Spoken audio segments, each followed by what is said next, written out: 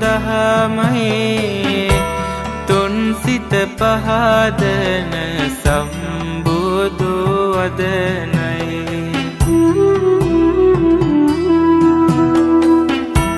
තුන්දොර සංවර කරවන පිහිටයි තුන්කල් මගේ බුදු හිමි නම දෙන්නයි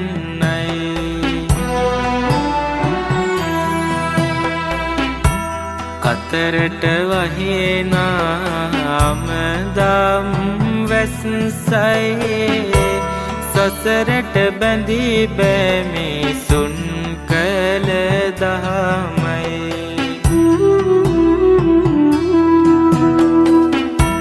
මතුවට පවතින නිර්මල වදනයි සවැත් නුවර බොහෝ ධනවත් සිටුවරයෙක් හිටියා. තරුණ සිටුවරයෙක්. මේ සිටුවරයාගේ දෙමව්පියන්ගේ ඇවෑමෙන් සිටු බුදුදලේ ගැන බොහෝ සෙයින් වෙහෙසෙනවා. සේවක සේවිකාවන් සංවර කර ගැනීම, තමන්ගේ ධන සම්භාර ආරක්ෂා කර ගැනීම මේ ආදී කටයුතු බහුල නිසා කවදාකවත් සැපෙන් නිදා ගන්නවත් නැහැ. සැපෙන් නිඳ යන්නේ නැහැ. නිතර බයෙන් තැති ගැනීමෙන් ඉන්නේ. මෙන්න මේ සිටුවරයාට යම්කිසි වැදගත් දර්ශනයක් ලැබුණා. ඒක මෙහෙමයි. මේ සිටුවරයා තමන්ගේ මාලිගාව තියෙනවානේ. මාලිගාවේ ඉහළ තැනක ඈත පේන තැනක ඉඳගෙන පාර දිහා බලාගෙන ඉන්න වෙලාවක සෑම දවසේම දකින්න ලැබෙනවා පිණ්ඩපාතේ වඩින සිල්වත් ස්වාමින් වහන්සේ කෙනෙක්. වටපිට බලන්නේ නැහැ, උඩබිම බලන්නේ නැහැ. බොහොම සාන්තව පියනගනවා. මෙතුමාට කල්පනා වුණා මේ වඩින ස්වාමින් වහන්සේගේ సంతානයේ සනසිල්ලක් ඇති. දාසක මං මේ ස්වාමින් වහන්සේක කතා කරලා විමසන්නට ඕනේ කියලා යතක් පහල කරගත්තා. එක් දිනක් උදෑසනක ස්වාමින් වහන්සේ වීථියේ වඩින වෙලාවේ පාරට සමීප වුණා. තමන්ගේ ආරක්ෂකයන් එක්ක සමීපෙලා ඉන්නකොට ස්වාමින් වහන්සේ හැමින් වඩිනවා දැකලා ඉදිරියට ගිහින් ආචාර කරලා අසා සිටියා. ස්වාමින් වහන්සේ මේ පාරේ වඩින වෙලාවල් මම බලාගෙන ඉන්නවා. ස්වාමින් වහන්සේ වෙන මිනිස්සු වාගේ කලබලෙන් යන්නේ නැහැ. අත එහා මෙහා වනවන්නෙත් නැහැ. වටපිට බලන්නේ නැතුව, ගොඩබිම බලන්නේ නැතුව බොහොම සංවරව ගමන් කරනවා. මං හිතනවා ස්වාමින් වහන්සේගේ සිතේ යම්කිසි මානසික සනසිල්ලක් සුවයක් ඇති කියලා. මට අවසරයි. මට නම් එවැනි සනසිල්ලක් නැහැ. මං නිදා ගන්නවත් නැහැ සනසිල්ලේ. එනිසා ස්වාමීනි මටත් ඔය සැනසිලිමත් හිතක් හදා ගන්නට උපදේශයක් ලබා දෙනසේකවා කියලා ආරාධනා කළා. නුවණ දියුණු කළේ ස්වාමින් වහන්සේත් කල්පනා කළා මේ තැනැත්තා බෞද්ධයෙකුත් නෙමෙයි. බණ අහලත් දන්නේ නැහැ. මේ තැනැත්තාට බොහොම සරල දෙයක් කියන්න ඕනේ කියලා සඳහන් කළා. එසේනම් සිටුතුමනි සෑමදාම උදෑසන අවදිනකොට හිතන්නේ කාට හරි යමක් පරිත්‍යාග කරන්නෙමි කියලා. ඒ කියන්නේ මේ පාරේ යනවා දුගි දුප්පත් අය, පැවිදි අය යනවා. එහෙම නැත්නම් කුරුල්ලන් කොබෙයන්ට හරි යමක් දෙන්න පුරුදු වෙන්න. ඒ දීමනා පුරුදු වුණාන් පස්සේ ඒක දාස පුරාම හිතා සතුටු වෙන්න කියලා මේ උපදේශය දුන්නා. ඉතින් මේ තරුණ සිටුවරයා බොහොම ගෞරවයෙන් පිළි අරගෙන එදා පටන් පරිත්‍යාගය පුරුදු කළා. ටික දවසකට පස්සේ නැවත ස්වාමින් වහන්සේ ඉදිරියට ගිහින් වැඳලා කියනවා ස්වාමින් වහන්සේ මම දැන් හොඳට පුරුදු වුණා පරිත්‍යාගයේ. ස්වාමීනි මට දැන් හොඳින් නිින්දක් යනවා. මං හිතනවා මාස 3 කෙනෙකුට සපවත් වෙන්න උදව්වක් කළා නේද කියලා මං සතුටු වෙනවා. අනේ ස්වාමීනි මට තවත් එකක් කියලා දෙන්න කියලා ආරාධනා කළා. ස්වාමින් වහන්සේ තේරුම් ගත්තා දැන් මේ සිටු පුත්‍රයාගේ සිත දැන් දහමට නැමීගෙන එනවා. ඒ නිසා මිතුමාට තිසරණේ දෙන්න ඕනේ කියලා කියා හිටියා. එසේනම් සිටුතුමනි අදින් පස්සේ තෙරුවන් සරණ යන්න, බුද්ධං සරණං ගච්ඡාමි ආදි වශයෙන් තෙරුවන් සරණ යන්න. තෙරුවන් සරණ ගිහින් දාස පුරාම තමන්ගේ වැඩ කටයුතු අතරත ඒ තෙරුවන් සරණ යාම හිතින් කියවා වැඩ කරන්න කියලා උපදේශයක් දුන්නා. ඉතින් මෙතුමා එක බොහොම ගෞරවයෙන් පිළිගත්තා. පිළි අරගෙන ඒ අනුව පැවතුණා. එතෙන් පටන් මේ සිටු පුත්‍රයා පරිත්‍යාගයත් පුරුදු කරනවා. තිසරණියත් හොඳට පුරුදු කරගෙන දිනපතාම මේක සිහි කරනවා. මේක අනුව සිතින් නිතර තිසරණිය කියවා දාස වැඩ කරනවා. ඉතින් එයින් පුදුම විදිහේ මානසික සහනයක් ලැබුණා. එක දවසක් උදේ නැවතත් ගිහින් ස්වාමින් වහන්සේ වඩින වෙලාවේ ආචාර්ය කරලා කියා හිටියා, ස්වාමීනි මට දැන් පරිත්‍යාගය හොඳට පුරුදුයි. තිසරණියත් හොඳට පුරුදුයි. මට දැන් සැපසේ නිින්ද යනවා, නපුරු හීනයක් පේන්නෙත් නැහැ. සැපසේ අවදි වෙනවා. අනේ ස්වාමීනි මට තවත් එකක් කියලා දෙන්න කියලා ආරාධනා කළා. ඉතින් ස්වාමින් වහන්සේ එහදා දුන්නා, දැන් එහෙමනම් දිනපතා තිසරණයේ පංචශීලයක් සමාදන්ව මෙනෙහි කරන්න. දැන් පරිත්‍යාගයයි තිසරණයයි පංචශීලයයි නිතර හිතින් කියවා දාස වැඩ කරන්න. ලොකු සැනසෙල්ලක් ලැබෙයි කියලා උපදෙස් දුන්නා. නැවතත් මෙතුමා ඒ අනුව පිළිපැදලා පසුදා උදෑසන ස්වාමින් වහන්සේ මුණ ගැහිලා කියනවා, ස්වාමීනි මට දැන් පරිත්‍යාගය තිසරණය පංචශීලයේ හොඳින් ප්‍රගුණ වුණා. මම නිතිපතාම මේක කියවා මගේ හිතේ තරහ යන්නෙත් නැහැ. බයක් ඇති වෙන්නෙත් නැහැ. ශෝකයක් ඇති වෙන්නෙත් නැහැ. සේවකයන්ගේ අඩුපාඩු ගැන මම ඉක්මන් වෙන්නෙත් නැහැ. අනේ ස්වාමීනි මට තවත් වාගේ උපදේශයක් දෙන්න ඉලා හිටියා. ස්වාමින් වහන්සේ තේරුම් ගත්තා දැන් මේ සිටු පුත්‍රයාගේ හිත බොහොම ධර්මයට නැමියගෙන තියෙන්නේ කියන අදහස තේරුම් අරගෙන උපදේශයක් දුන්නා. එසේනම් සිටු පුත්‍රය පොයට අටසිල් සමාදන් වෙලා රකින්න පුරුදු වෙන්න. හොඳයි ස්වාමීනි කියලා ඒකත් බොහොම ගෞරවයෙන් පිළි අරගෙන පොයක් පාසා අටසිල් සමාදන් වෙන්න පුරුදු වුණා. ඒ විදිහට පැවතුණා. එක දවසක් මේ සිටුවරයා ස්වාමින් වහන්සේ මුණ ගැහිලා කියනවා, ස්වාමීනි මට දැන් තිසරණයේ පංචශීලය නිත්‍ය වශයෙන්ුත් පොයට අටශීලයක් රකින්නවා, පරිත්‍යාගයත් හොඳින් පුරුදුයි. අනේ ස්වාමීනි මට දැන් ගේ දොර ගැනවත් ආසාවක් නැහැ. මේ සිටු බෝධලේ ගැනවත් ආසාවක් නැහැ. මට පුදුම විදිහේ නිදහස් මනසක් දැන් තියෙනවා. ස්වාමීනි තවත් මට එකක් කියලා දෙන්න අනුකම්පාවෙන් කියලා ආරාධනා කළා. එක් දිනක් මෙතුමා ස්වාමීන් වහන්සේ මුණ ගැහිලා කියනවා, ස්වාමීන් වහන්සේ මට දැන් කියන්න බැරි තරම් ලොකු සහනයක් මනසට තියෙනවා. මට තවත් එකක් අනුකම්පාවෙන් කියලා දෙන්න කියලා ඉල්ලා හිටියා. ස්වාමීන් වහන්සේ සඳහන් කළා, දැන් ඉතින් ගිහි ජීවිතේ කරන්න පුළුවන් උසස්ම සීලයක් තියෙනවා. තිසරණ පංචශීලයේ වෙනුවට තිසරණයි සහිත ගාඨ දස සීලය. ඒක සමාදන් වෙන ඇට මෙහිමයි කියලා උගන්වුවා. ඒකානුව එතුමා තිසරණේ සහිත දස සීලයේ නිත්‍ය වශයෙන්ම පුරන්න පටන් ගත්තා. දැන් ඉතින් පුදුම විදිහේ අශ්ව සීලයක්. ඒ කියන්නේ තමන්ගේ බූදලේ සියල්ලන් පැවරුවා. ඒ වගේම සුදු වස්ත්‍රයක් ඇඳගත්තා. එක වේලක් ආහාර ගන්න පුරුදු වුණා. භ්‍රමචාරීව ජීවත් වුණා. ඇඳුම් පැළඳුම් ආදී දේවල් වලින් ඒ කියන්නේ ආභරණ පැළඳීමෙන් වැළකුණා. මේ විදිහට එතුමා දැන් ඉතින් පැවිද්දෙක් වාගේම ජීවිතේ බොහොම සැනසීමත් ජීවිතයක් ගත කරන්න පුරුදු වුණා. දැන් මෙසේ පිළිවිලින් මේ හිත දියුණු කරගත්ත මේ සිටුවරයාට හිතුණා, මොනතරම් වාසනාවක්ද මේ බුද්ධ ශාසනයේ තියෙන්නේ.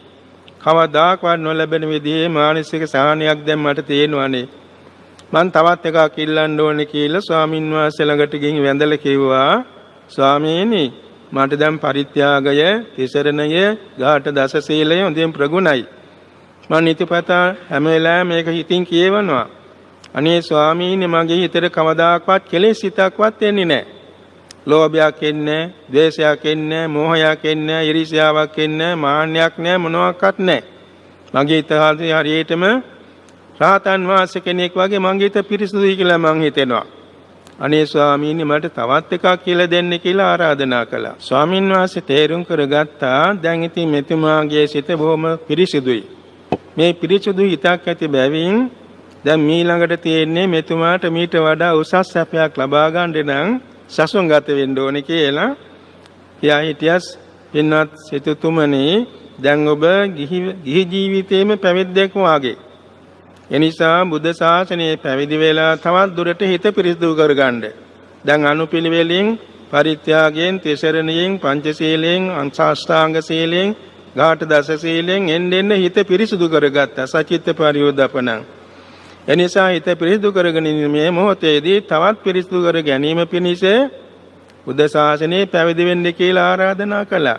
එතුම බොහොම ගෞරවයෙන් සසුන්ගත වෙලා පැවිදි වුණා. ඉතින් මේ සිටු පුත්‍රයා දැන් ඉතින් බොහොම ශ්‍රද්ධාවෙන් එවැගේම ඕනකමින් සම්බුද්ධ ශාසනයේ පැවිදි වුණා. පැවිදි වෙනකොට මව්පියන් දෙන්නෙක් වශයෙන් ඉන්නවානේ ආචාර්ය උපාධ්‍යයන් වහන්සේ. උපාධ්‍යයන් වහන්සේ ළඟට වඳින්න ගියාම ශික්ෂාපද ගැන කියලා දෙනවා. කෝටි ගණන් ශික්ෂාපද තියෙනවානේ. ආචාර්යයන් වහන්සේ ළඟට වඳින්න ගියාම අභිධර්මයේ ගැන කියනවා මේ විදර්ශනා භාවනාවට අවශ්‍ය නිසා කියලා. ඉතින් මෙතුමාට මේ දෙකම ගැඹුරුයි. ශික්ෂාපද මෙච්චර විශාල පිරිසක් ඇති බැවින් ප්‍රමාණයක් ඇති බැවින් හිතේ මතක තියාගන්න බෑ. අභිධර්මයේත් ඒ වගේ නුපුරුදු වචන නිසා මතක තියාගන්න බෑ. මෙතුමා ආචාර්යයන් වහන්සේ ළඟට ගිහින් කියනවා ස්වාමීනි මං බොහොම ශ්‍රද්ධාවෙන් පැවිදි වුණේ. අනේ ස්වාමීනි මට දැන් නම් එපා වුණා මහානකම. ඇයි මෙච්චර ශික්ෂාපද තියෙනවා මට මතක තබා ගන්න බැරි නිසා එකක් හරි කැඩුනොත් මං අපායටනේ යන්නේ. අනේ ස්වාමීනි මම පැවිදි වෙලා ඉඳලා මදි මං ආයමත් ගිහි වෙලා සීල් රකින්නම් කිව්වා. ආචාර්යයන් වහන්සේ ඥානවන්ත නිසා කියා හිටියා අපි බුදුරජාන් වහන්සේ ළඟට ගිහින් උපදේශයක් ඉල්ලමුකෝ කියලා. තවත් සංඝ පිරිසක් එක්ක භාග්‍යතුන් වහන්සේ වෙත ගියා. ගිහිල්ලා තමන්ගේ ශිෂ්‍යයා ගැන කියනවා ස්වාමීනි මේ ශිෂ්‍ය නම බොහොම ශ්‍රද්ධාවෙන් පැවිදි වුණේ. දැන් මේ නැවත ගිහි වෙන්න හිතෙනවා. අනේ ස්වාමීනි සුදුසු උපදේශයක් දෙනසේකවා කියලා ආරාධනා කළා. බුදුරජාණන් වහන්සේ දනවදාරනවා තමන් වෙත එන ගිහි පැවිදි හැමදෙනා විසින්ම పూర్ව ජාතිවලදී පුහුණු කරපු භාවනා ක්‍රම භාග්‍යතුන් වහන්සේගේ නුවණට වැටෙනවා. එනිසා වදාලා මහාන ඔබට මේ කෝටි ගණන් ශික්ෂාපද රකින්න බැරි එක ඇත්ත. එකක් රකින්න පුළුවන්ද? එසේ ස්වාමීනි මට එකක් රකින්න පුළුවන්. එහෙනම් ඔය සීලෝම ශික්ෂාපද ආරක්ෂා වෙන්නේ එකක් ආරක්ෂා කිරීමෙන් මොනවද? සිත ආරක්ෂා කර ගැනීමෙන් ශික්ෂාපද සුවසේම ආරක්ෂා වෙනවා. ඒකනේ හිතට රාගයක්, දෝෂයක්, මෝහයක්, මාන්නයක්, උපක්ලේශයක් එන්නේ නැතුව හිත ආරක්ෂා කරගන්න සිහියෙන්. නිරන්තරයෙන් හිත කෙරෙහි සිහියෙන් ඉන්න කියලා ලස්සන ගාථාවකින් උපදේශය දුන්නා. සුදුද්දසං සුනිපුනං යත්තකාම නිපාතිනං චිත්තං රක්ඛේත මේධාවේ චිත්තං ගුත්තං සුඛාවහං කියන ගාථාවෙන් උපදේශ දුන්නා. මහාන මේ සිත කියන එක දකින්න බොහොම අමාරුයි. සුදුද්දසං සුනිපුනං මේක බොහොම සියුම් දෙයක්. ඇහැට පේන්නේ නැහැ. යත්ත කාම නිපාතන එහෙම නමුත් කැමැති අරමුණු වෙත දුවනවා පයින්නවා ඇලෙනවා. චිත්තං රක්ඛේත මේධාවි ඒ විදිහේ පවට්නා මේ සිත ඥානවන්තයා විසින් ආරක්ෂා කරගත යුතුයි. චිත්තං ගුත්තං සුඛාවහං මේ සිත ආරක්ෂා කර ගැනීමෙන් ලෞකික වශයෙන් ලෝකෝත්තර වශයෙන් ධ්‍යාන සැප, විපස්සනා සැප, මාර්ගඵල සැප, අමා මහ නිවන් සැප කියන සීලම සම්පත් ලැබෙනවා කියන එක පහදා දෙමින් චිත්තානුපස්සනා භාවනාව පහදා දුන්නා. වාසනාව කොච්චරද සසරදී පුරාගෙන ආපු ගුණ ධර්මات හේතුවෙන් ඒ ස්වාමීන් වහන්සේ සියලු කෙලෙස් නැසා මහා රහත් භාවයටපත් වුණා. විශේෂයෙන් ඊට කලින් හිතේ තන්පත්කම හසුරුවා ගැනීම පිණිස මෙන්න මේ උපදේශය අනුගමනය කරන්න. අපේ ශරීරයේ හිසකේ පටන් දෙපතුල දක්වා මේ ශරීරයේ තියෙන බඹයක් පමණ එක එකනාගේ ශරීරයේ එකම තමාගේ බඹේ පමණට තියෙනවා. මේ ශරීර කූඩුව තුළ ඇස් දෙකෙන් කබ ගලනවා, කබ කඳුළු ගලනවා. දෙකෙන් කං කාඳුළු ගලනවා. නාසිකාවෙන් සොටු දේර ගලනවා. එවාගේ මුඛද්්වාරයෙන් කෙලසම සොටු වමනාදී ගලනවා. එවාගේම අදෝ මාර්ග වලින් මල මූත්‍රාදී ගලනවා. ඊළඟට 99000ක් රෝම කූපයන්ගෙන් දහඩියේ වැగిරෙනවා. අතුල් පතුල් වලින් නලලෙන් නාසිකා පොටයෙන් මේ තැන් වලින් උරුණු තෙල් ගලනවා. මේ වාගේ පිටස්තර වශයෙන් ශරීරයෙන් බැහැර වෙන දේවල් අපමණයි. ඊළඟට ශරීරයෙන් හිතින් වෙන් කරලා බලනවා, මැදින් වෙන් කරලා ආයුධයකින් වෙන් කරනවා වගේ බැලුවාම ශරීරයේ අභ්‍යන්තරයේ තියෙන ගොඩක් දුර්ගන්ධ හමන විශාල ප්‍රමාණික කුණප කොට්ටාස රාශියක්.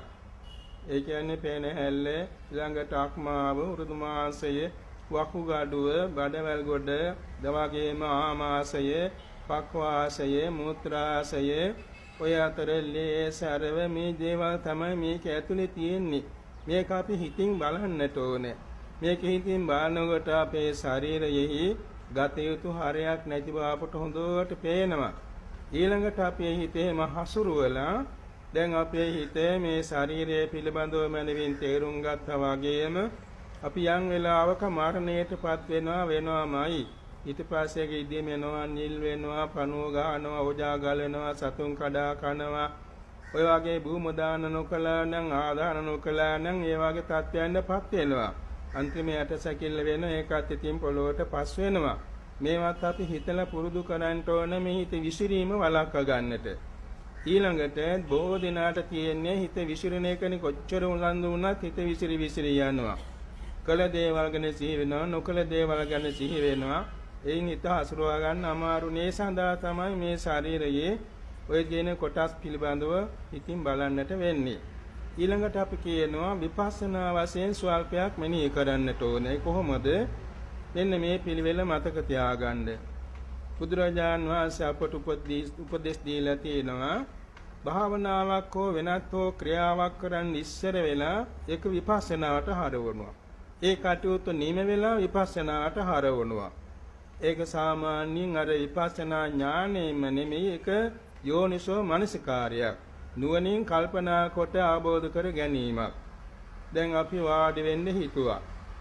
වාඩි වීමේදී පහළ වෙන චිත්ත, චෛතසික, භූත රූප, උපාදා රූප කියන මේ නාම රූප ධර්මයෝ ක්ෂණයක් පාසා සිඳි බිඳි ඇති වෙවි නැති වෙවි යනවා නිත්‍යයි. සිඳෙමින් බිඳෙමින් ඇතිවීමෙන් නැතිවීමෙන් පෙළි යනවා දුක්ඛයි. කැමැතිසේ නොපවත්නා නිසා, අසාර නිසා අනාත්තයි, පිළිකුල් බැවින් අසුභයි කියලා අපි වාඩි වෙනවා. මේ වාඩි වෙන්නේ ඉස්සර ත්‍රිලක්ෂණයේ කෙටියෙන් සිහි කරන හැටි. යම් වෙලාවක අපි නැවත නැගිටිනවා. නැගිටින්න ඉස්සර හිතෙනවා මේ වාඩි වී සිටින කාලය තුලදී පැවති නාම රූප ධර්ම ඒ තැනම ඇතුව නැතුව ගියා නිත්‍යයි. ඇතිවීමෙන් නැතිවීමෙන් පෙළි පැවතුනා දුක්ඛයි. ඒ පිළිකුල් බැවින් අසුභයි කියලා නැගිටින්න ඉස්සෙල්ලා නැගිටින්න ආසන්න වේලාව මෙනෙහි කරනවා.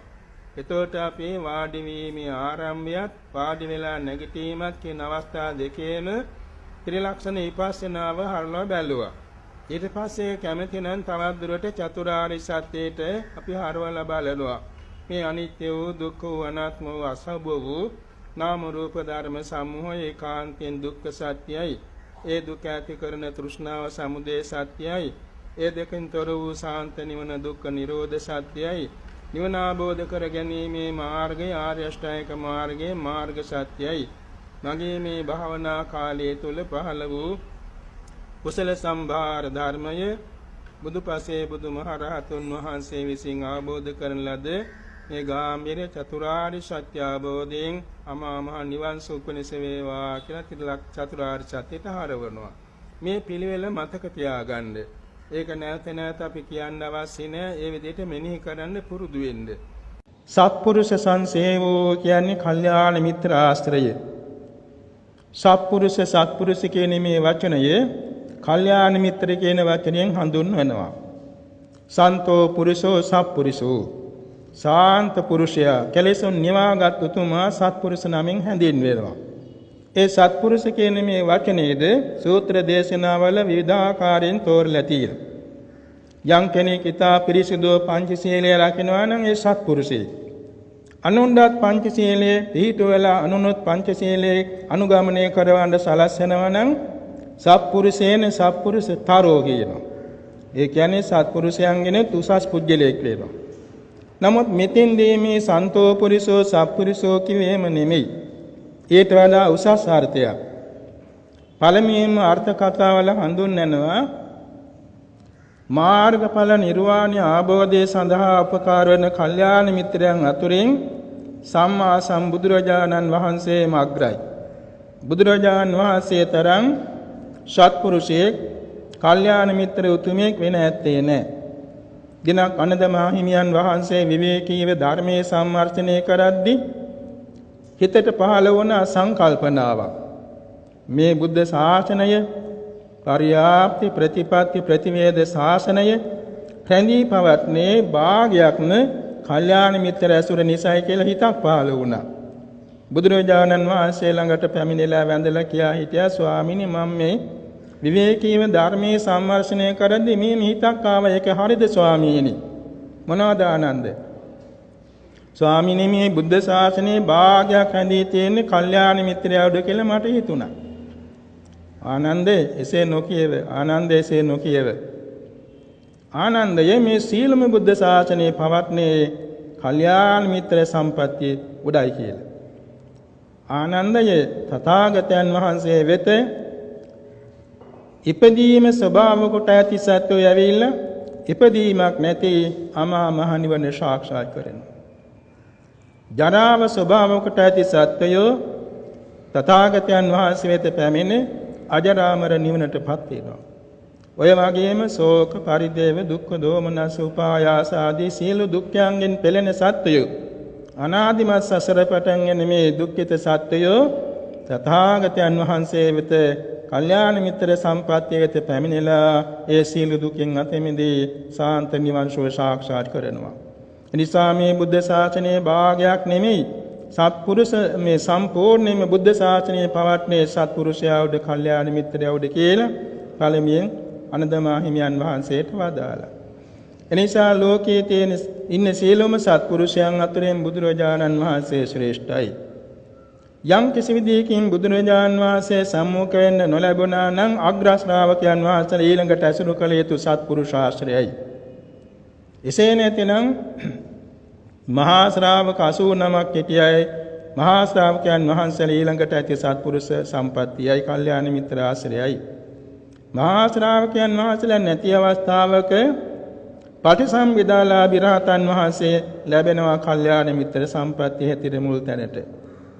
පටිසම්භිදාලාභී රහතන් වහන්සේ නැත්නම් අභිඥාලාභී රහතන් වහන්සේ ඊළඟට ඉන්නවා.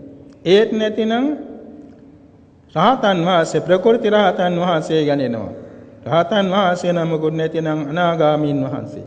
ඒත් නැතිනම් සකදාගාමීන් වහන්සේ. ඒත් නැතිනම් සෝවාන් ආර්යයන් වහන්සේ.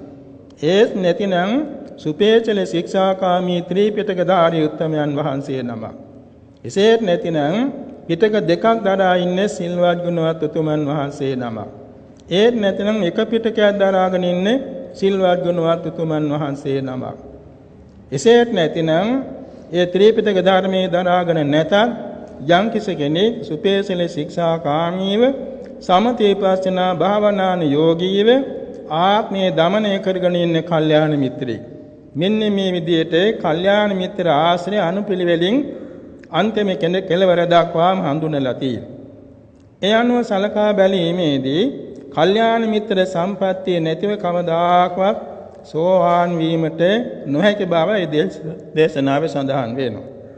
තවත් දුරට කල්යාණ මිත්‍ර සම්පත්තිය හඳුන්වන අභිධර්ම පිටකයේ ධම්මසංගණී නිකේප කාණ්ඩෙ මෙහිම තත්තකතමා කල්යාණ මිත්‍රතා යේතේ පුද්ගලා ශ්‍රද්ධා සම්පන්නා සීල සම්පන්නා සුත සම්පන්නා ත්‍යාග සම්පන්නා පඤ්ඤා සම්පන්නා යා තේසං පුද්ගලානං ආසේවනා නිසේවනා සංසේවනා භජනා සම්භජනා බත්තේ සම්බත්තේ තං සම්පවංකතා අයං උච්චති කල්යාණ මිත්‍රතා.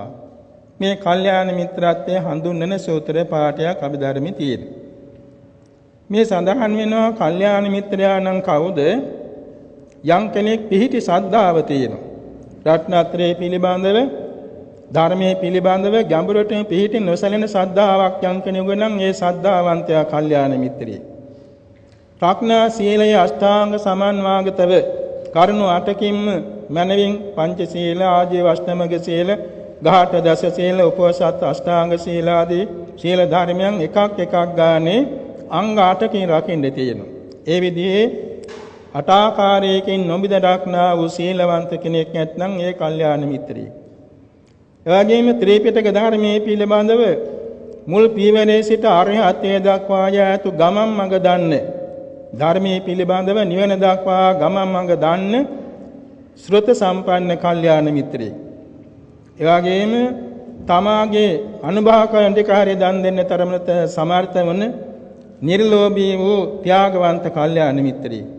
එවැගේම සමත භාවනා, විපස්සනා භාවනා, එවැගේම කර්මඵල විපාක හේතුඵල ධර්ම, නාම රූප ස්කන්ධ ආයතන ධාතු ඉන්ද්‍රිය චතුරාර්ය සත්‍ය පටිච්චසමුප්පාද ප ဋ ාණ ප්‍රත්‍ය මේවා ගැන මනවින් දන්න, විපස්සනා මාර්ගයේ මනවින් දන්න, මඟඵල නිවන් සුව සාක්ෂාත් කර ගැනීමේ පිළිවෙත දන්න ඥානවන්ත උත්තමී. මෙන්න මේ සද්ධා, සීල, ශ්‍රුත, ත්‍යාග ඥාන ඇති උතුමන් අසුරු කරන් ලැබෙනවා නම් යා තේසං ආසේවන බොහොම ආදරෙන් ආශ්‍රය කරනවා නම්, නිසේවන නිතර ආශ්‍රය කරනවා නම්, සංසේවන ගෞරවයෙන් සේවනය කරනවා නම්, භජනය කරනවා නම්, සම්භජන ගෞරවයෙන් භජනය කරනවා නම්, භක්ති ඒ කල්යාණ මිත්‍රයන්ට භක්තිමත් වාසය කරනවා නම්, සම්භක්ති ගෞරව සංප්‍රයුක්තව භක්තිමත් වාසය කරනවා නම්, තං සම්පවංකතා ඒ කල්යාණ මිත්‍රයන්ටම නැඹුරුව තමන්ගේ පිළිවෙත් පුරනවා නම්, අයං උච්චති කල්යාණ මිත්‍රතා, මෙන්න කල්යාණ මිත්‍ර සම්පත්තිය. මේ කල්යාණ මිත්‍ර සම්පත්තිය අත්‍යවශ්‍ය වෙනවා සීලය රකින්න. කල්යාණ මිත්‍ර සම්පත්තිය අවශ්‍ය වෙනවා සමත භාවනාවෙන් උපචාර සමාධි, අර්පණා සමාධි වඩන්න. කල්යාණ මිත්‍ර සම්පත්තිය අවශ්‍ය වෙනවා අභිඥා බල ලබන්න. කල්යාණ මිත්‍ර සම්පත්තිය අවශ්‍ය වෙනවා විදර්ශනා වීතියට බැස ගන්න. කල්යාණ මිත්‍ර සම්පත්තිය අවශ්‍ය වෙනවා සප්ත විසුද්ධිය අනුගමනය කරන්න. කල්යාණ මිත්‍ර සම්පත්තිය අවශ්‍ය වෙනවා සංඛාරුපේක්ඛා ඥානී සිට ඉහළට මාර්ගඵල ප්‍රතිලාභයේ පිරිස. මේ විදිහට කල්යාණ මිත්‍ර සම්පත්තිය තිසරණේ සිට සීලාදි ගුණ පූර්ණයේ පටන් අරිහත්ත්වයට දක්වාම අත්‍යවශ්‍ය වන බව මේ සූත්‍ර දේශනාවේ සඳහන් වෙනවා.